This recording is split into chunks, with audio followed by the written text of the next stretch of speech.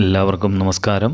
ശ്രീമദ് ഭഗവത്ഗീത അധ്യായം 6 ധ്യാനയോഗം 41 ശ്ലോകത്തിലാണ് കഴിഞ്ഞ ഭാഗത്ത് നമ്മൾ നിർത്തിയത്. യോഗചര്യ തുടരുന്നതിനിടയിൽ ശ്രദ്ധക്കുറവ് കൊണ്ടോ മറ്റോ പതനം സംഭവിച്ച വ്യക്തിക്ക് തൻ്റെ പൂർണ്ണമാകാത്ത കർമ്മം പൂർത്തിയാക്കാൻ അനുയോജ്യമായ സാഹചര്യത്തിലാകും ജനിക്കുന്നത് എന്ന് കൃഷ്ണൻ അർജുനൻ്റെ സംശയത്തിന് ഉചിതമായ ഉപദേശം കൊടുക്കുന്നത് 41 ശ്ലോകത്തിൽ നമ്മൾ കേട്ടു. നിഷ്കാമ ഭക്തരുടെ അവസ്ഥയെക്കുറിച്ചാണ് 42 ശ്ലോകത്തിൽ പറയുന്നത്. അവിടെ മുതൽക്ക് ഇന്ന് നോക്കാം. ശ്ലോകം 42. അഥവാ യോഗിനാമേവ കുലേ ഭവതി ധീമതാം ഏതദ്വിദുർലഭതരം ലോകേ ജന്മയദീദൃശം. അഥവാ അല്ലെങ്കിൽ ധീമതാം യോഗിനാം ജ്ഞാനികളായ യോഗികളുടെ കുലേ ഏവ ഭവതി കുലത്തിൽ തന്നെ ജന്മം കിട്ടാവുന്നതും ആണ്. ഈദൃശം ജന്മ യത് ഏതത് ഇത്തരം ജന്മം ലോകേ ദുർലഭതരം ഹി ലോകത്തിൽ വളരെ വിരളമത്രേ. ഏതത് ഹി ദുർലഭതരം ഏതത് ഹി ദുർലഭതരം എന്നാണ് കേട്ടോ. ഇത് വളരെ പ്രയാസകരമാണ്, അത്ര എളുപ്പമല്ല എന്നർത്ഥം. ലോകേ ജന്മയതീദൃശം ഇത്തരത്തിലുള്ള ജന്മം ഭൂമിയിൽ വളരെ ദുർലഭമാണ്. നിങ്ങളിലെ പൂർവജന്മത്തിലെ യോഗവാസനയും ഇപ്പോഴത്തെ കുടുംബ പശ്ചാത്തലവും യോഗമാർഗം പിന്തുടരാൻ സഹായകമാകും. കുടുംബ പശ്ചാത്തലം ജീവിതത്തിൻ്റെ മുന്നോട്ടുള്ള യാത്രയ്ക്ക് വളരെയധികം സഹായിക്കുമെന്ന് എത്ര ഉദാഹരണങ്ങൾ വേണമെങ്കിലും നമുക്ക് പറയാൻ സാധിക്കും. ഉദാഹരണത്തിന് രാഷ്ട്രീയക്കാരുടെ മക്കൾ രാഷ്ട്രീയത്തിൽ ശോഭിക്കുന്നു, അഭിനേതാക്കളുടെ മക്കൾ അഭിനയത്തിൽ ശോഭിക്കുന്നു, ഡോക്ടർമാർ അവർ കണ്ടും കേട്ടും വളരുന്നതും ആ കുടുംബത്തിൻ്റെ സപ്പോർട്ടും കൂടി ആകുമ്പോൾ ആ ജീവിതത്തിൽ വിജയിക്കാൻ എളുപ്പമാണ്. അതുതന്നെയാണ് ഇവിടെയും പറയുന്നത്. നിങ്ങളിലെ പൂർവ്വജന്മത്തിലെ യോഗവാസനയും ഇപ്പോഴത്തെ കുടുംബ പശ്ചാത്തലവും യോഗമാർഗം പിന്തുടരാൻ നിങ്ങൾക്ക് കൂടുതൽ സഹായകരമാകും എന്ന്. അതേപോലെ നിഷ്കാമ ഭക്തർ വലിയ യോഗികളുടെ കുലത്തിലൊക്കെ ജനിക്കാനിടവരും.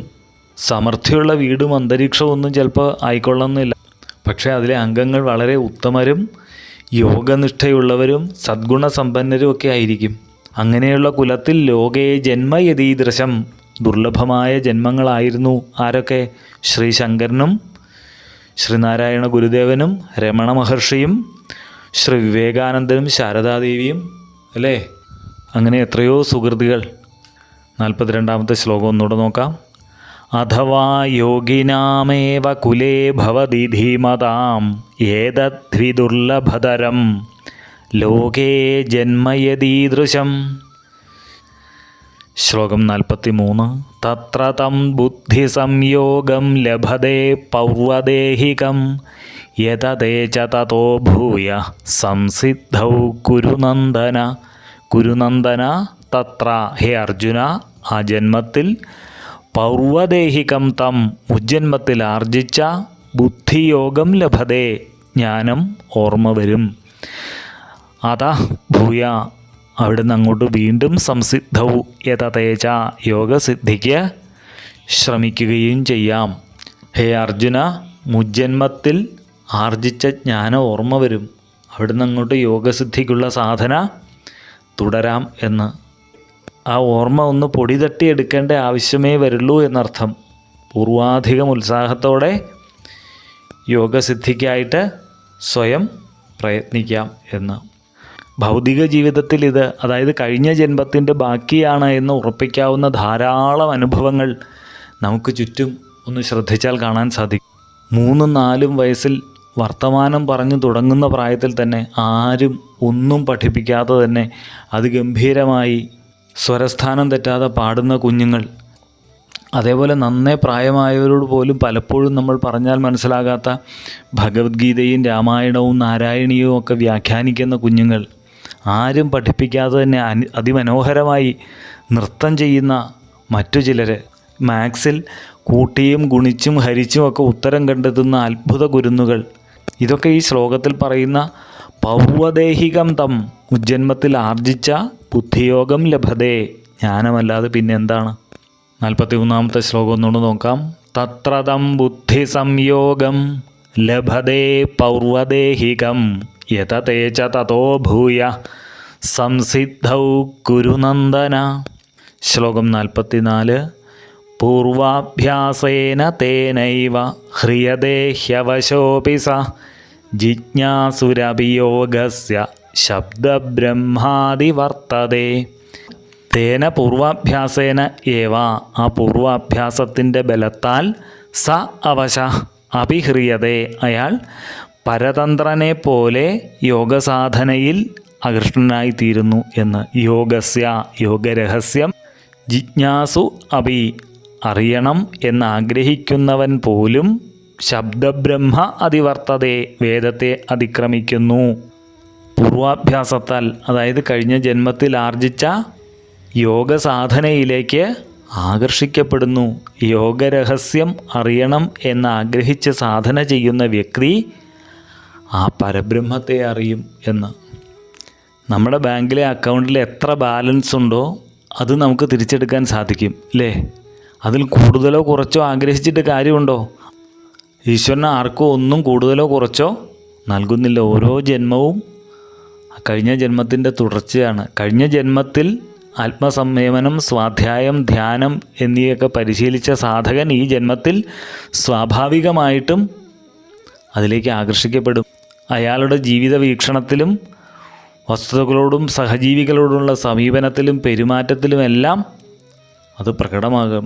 അയാളിലെ ആധ്യാത്മിക സംസ്കാരത്തിൻ്റെ സ്വാധീനം ജപം, ധ്യാനം, സ്വാധ്യായം എന്നീ കാര്യങ്ങളിൽ മുഴുകാൻ പ്രേരിപ്പിക്കും. അതുകൊണ്ടൊക്കെ തന്നെയായിരിക്കും ചെറുപ്പത്തിലെ ഓരോരുത്തർ സന്യാസത്തിലേക്കൊക്കെ തിരിയുന്നത്. ഒരു തരത്തിലുള്ള പ്രലോഭനങ്ങൾ കൊണ്ടോ അവരെ പിന്തിരിപ്പിക്കാൻ സാധ്യമല്ല. പൂർവ്വസംസ്കാരത്തിൻ്റെ പ്രഭാവത്തെ ഇങ്ങനെ വെളിപ്പെടുത്തിയ ശേഷം ജിജ്ഞാസുരഭി യോഗസ്യ, യോഗരഹസ്യം എന്തെന്ന് അറിയാൻ ആഗ്രഹിക്കുന്ന ആൾ ശബ്ദബ്രഹ്മ അതിവർത്തതേ, ശബ്ദബ്രഹ്മം അതായത് വേദം, വേദങ്ങളിൽ പറയുന്ന കർമ്മഫലത്തെ മറികടക്കുന്നു എന്ന്. പിന്നെ അങ്ങനെയുള്ള ഒരാൾക്ക് സ്വർഗീയ സുഖങ്ങളിൽ പോലും താല്പര്യം ഉണ്ടാകില്ല എന്നാണ് സൂചിപ്പിക്കുന്നത്. ശ്ലോകം 44 ഒന്നുകൂടെ നോക്കാം. പൂർവാഭ്യാസേന തേനൈവ ഹ്രിയതേ ഹ്യവശോപി സ ജിജ്ഞാസുരഭിയോഗസ്യ ശബ്ദബ്രഹ്മാദി വർത്തതേ. ശ്ലോകം 45. പ്രയത്നാദ്യതമാനസ്തു യോഗീ സംശുദ്ധകിൽബിഷ അനേകജന്മ സംസിദ്ധ തതോ യാതി പരാം ഗതിം.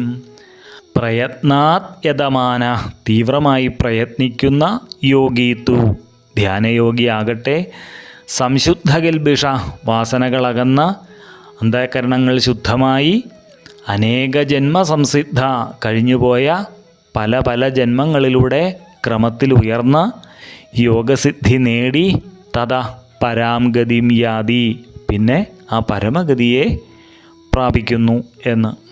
മുജ്ജന്മത്തിൽ ചെയ്ത കർമ്മങ്ങളുടെ ബാക്കിയായിട്ട് പുതിയൊരു ശരീരത്തെ ജീവൻ സ്വീകരിക്കുകയാണ്.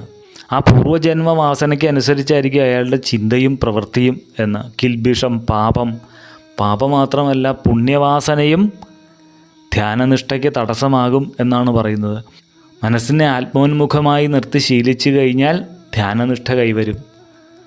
അങ്ങനെ നിശ്ചലമായ മനസ്സ് ആത്മസ്വരൂപത്തിൽ സ്വാഭാവികമായും ലയിക്കും. പറയാൻ എത്ര എളുപ്പമാണല്ലേ.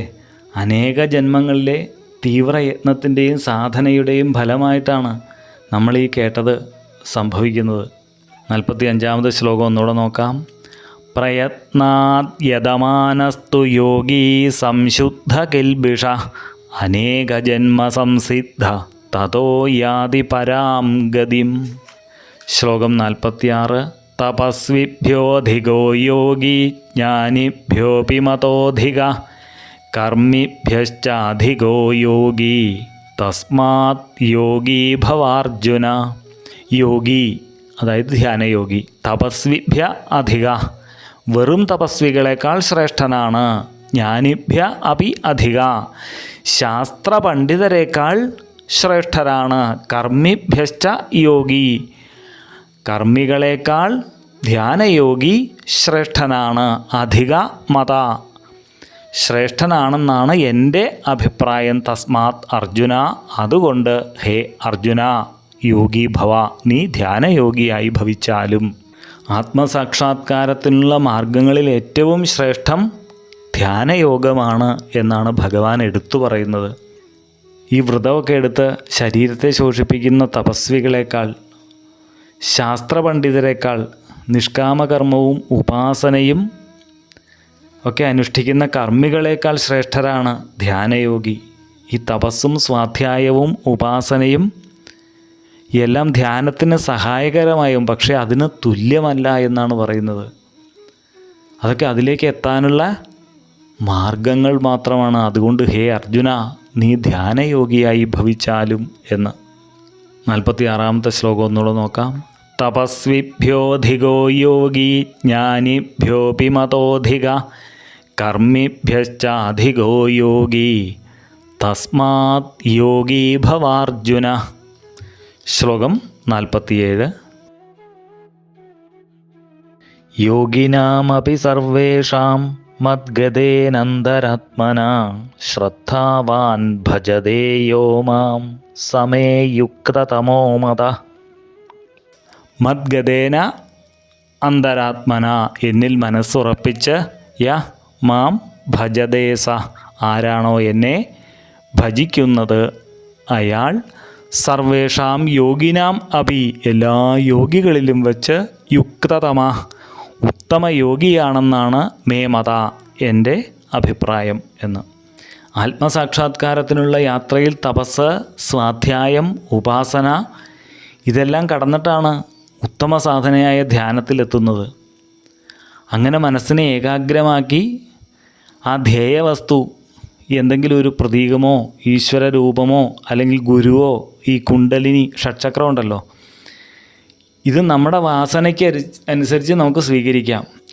മനസ്സും ബുദ്ധിയും ആ ധ്യേയവസ്തുവിൽ ഉറപ്പിച്ച് ധ്യാനിക്കുന്നവൻ യോഗികളിലേക്കും വെച്ച് ഉത്തമനാണ് എന്നാണ് പറയുന്നത്. ആത്മാവിനെ ഭജിക്കുന്നവർക്കേ ഇതിൽ വിജയിക്കാനാവൂ, പൂർണ്ണത നേടാനാവൂ. ഈ ഭജനമെന്ന് കേൾക്കുമ്പോൾ പൂജയും നാമസങ്കീർത്തനവും അല്ല എന്ന് നമ്മൾ തിരിച്ചറിയണം കേട്ടോ. ഇതിൽ ഭക്തൻ ഒരു സാക്ഷി മാത്രമാണ്.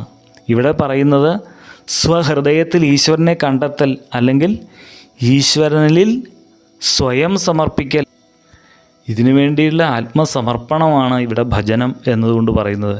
ഈ വിധത്തിൽ പരമാത്മഭജനം ചെയ്യുന്നവൻ ധ്യാനയോഗികളിലേക്കും വെച്ച് ഉത്തമനാണ് എന്ന് സാക്ഷാൽ ഭഗവാൻ തന്നെ പറയുന്നു. 6-ാം അധ്യായമായ ധ്യാനയോഗം ഇവിടെ പൂർണ്ണമാവുകയാണ്. എന്തൊക്കെയാണ് നമ്മൾ ഈ അധ്യായത്തിൽ നിന്ന് മനസ്സിലാക്കിയത്? ധ്യാനിക്കേണ്ട ക്രമം, അത് തടസ്സപ്പെടാനുള്ള സാധ്യതയും കാരണങ്ങളും അതിനുള്ള പരിഹാരവും, ഇത്രയുമാണ് ഈ അധ്യായത്തിലുള്ളത്. ഈ പരമലക്ഷ്യത്തിനുള്ള ഉത്തമ ഉപായമായി ധ്യാനയോഗത്തെ എല്ലാ ആധ്യാത്മിക ഗ്രന്ഥങ്ങളിലും പറയുന്നുണ്ടെങ്കിലും ഇത്രയും വിശദമായി മറ്റെങ്ങും കാണാൻ കഴിയില്ല. അതുകൊണ്ട് തന്നെ ധ്യാനയോഗം എന്ന ഈ അധ്യായത്തിന് ഈ പേര് വളരെ ഉചിതമാണ്. ഓം തത്സത് ഇതി ശ്രീമദ് ഭഗവത്ഗീതാസൂപനിഷത്സു ബ്രഹ്മവിദ്യായാം യോഗശാസ്ത്രേ ശ്രീകൃഷ്ണാർജുന സംവാദേ ധ്യാനയോഗോ നാമ ഷഷ്ഠോധ്യായ. സർവം കൃഷ്ണാർപ്പണമസ്തു.